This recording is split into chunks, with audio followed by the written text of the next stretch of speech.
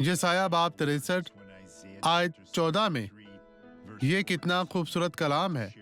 मैं इसे आपके साथ बांटना चाहता हूँ, खासतौर पर इसके आखिर पर बहुत ही खूबसूरत कलाम लिखा है।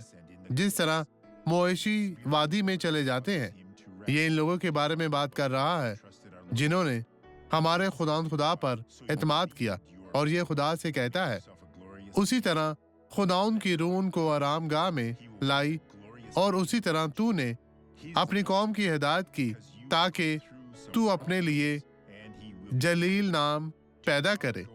खुदा आपकी रहनुमाई करेगा, वो आपके बारे में एक शानदार नाम बनाएगा, इसका नाम, क्योंकि आप कुछ मसाइल से गुजर रहे हैं, और वो आपकी रहनुमाई करेगा।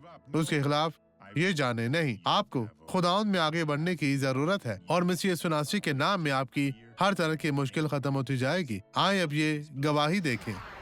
डॉक्टर ने कहा कि मुझे दायमी तकलीफ है और मैं अपने पाँव को फर्श पर नहीं रख सकती। हाँ, मैं लंगड़ा रही थी, मैंने सैंडल पहन रखी थी। मैं ऑर्थोपेडिक सेंटर पे पहुंची। आप कैसे चलती थी, हमें बताएं। जी देखिए, इस तरह से मेरे लिए चलना बहुत मुश्किल था। मैं लंगड़ा कर चलती तो आप लंगड़ाती थी? जी देखिए, इस तरह। आप मामूल से चले मेरी बहन, चलती जाएं। खुदाओं तेरा शुक्र हो।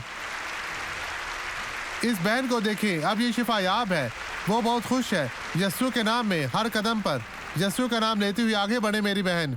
खुदावंद आपके साथ है, अब आप बिल्कुल अच्छे तरीके से चल सकती हैं यस्सु के नाम में।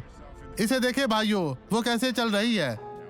अब मैं आपके लिए दुआ करना चाहता हूँ। बदी से मैं कहता हूँ, इस आदमी को, इस औरत को, इस शख्स को छोड़ दे, और यीशु मसीह नासरी के नाम में खत्म हो जा, गायब हो जा, और आप कहें आमीन। खुदावंद तेरा शुक्र हो, खुदावंद आपको बरकत दे।